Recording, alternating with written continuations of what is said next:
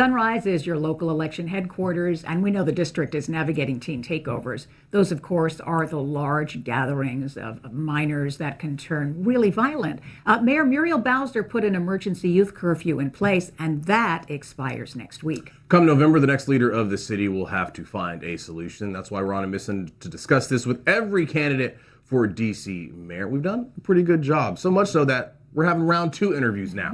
Joining us to discuss this debate over curfews is Democratic candidate for D.C. Mayor Vincent Orange. Thank you so much for coming back on the show. Really appreciate it. Hi. Thank you for having me. So since you were last year, of course, we've had the Chipotle video, the group of kids getting into a fight while other parents are there with their children throwing chairs, things like that. That really brought this debate back up. We're about to hit the heart of the summer months in D.C.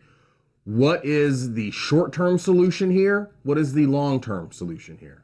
Well, I think the short-term solution is one of having the curfews in place. Very disappointed that the council did not follow the mayor's lead. 5 council members blocked the curfew from continuing. And so right now there's no solution in place. And clearly that's just a short-term solution. You have to get back to the basis, like what are the roots of this activity taking place, by the teens. And it's something that we really have to study. And it actually started over in the Capital One Arena area where all the students and teens used to gather. And now they've moved to the Navy Yard. And at the end of the day, everyone wants to be safe. As I think I was here before, I talked about my granddaughters. I like taking them down to the Navy Yard. Now I'm concerned about their safety as well as my safety. And what we saw on TV was just not a good display of the District of Columbia. We depend on tourism. We depend on 25 to 30 million people coming to the district on an annual basis. And they're not going to come if they don't feel they're going to be safe. And clearly with our local economy having problems because we can no longer rely on the federal government as an economic engine. Also, our commercial real estate, the employees are not downtown. We need to pivot to family entertainment and really dwell on the tourism and the attractions that we have in the District of Columbia. Well, let's keep it on the curfews for just a moment because you said they're a short-term solution. Why don't you tick through what you see as a better long-term solution, particularly regarding prevention, because that's where it all starts. Yes, well, first of all, we have to, prevention always if we can, but enforcement when necessary, then opportunity for all. I have proposed for our high school graduates that we give them pathways that they can see. One pathway that I'm suggesting is that the University of District of Columbia becomes tuition free for high school graduates. The second proposal I have as mayor, I'm over all DC agencies, and we will have youth apprenticeship programs for 12th graders that graduate. So now you have a situation where you can have retirement benefits, health benefits, and entry-level work with the district government. So if you want to be an accountant, I can send you over to the Department of the Office of Tax and Revenue. If you're into the environment, you can go to the Department of the Environment. Event planning, what better place to get your feet wet than Event Center? Our convention center has all types of conferences going on all the time. So it's taking up young people's time and putting them in situations where they can succeed. However, if, like I say, you can take a horse to the water, but you can't make it drink. Some of the teens just are not going to take advantage of the pathways that we provide. And in that case, you have to have strong enforcement. Let's take a look at some of the key issues that are driving D.C. voters. 3/4 say it's the cost of living. 72% say it's public safety. 71% for housing. What is your understanding right now of the fiscal reality facing the district? We hear a lot about new programs wanting to be created or programs that needed to be cut. How is the district doing financially? Financially, I believe the district is doing well. We don't have a money problem. We have a management problem.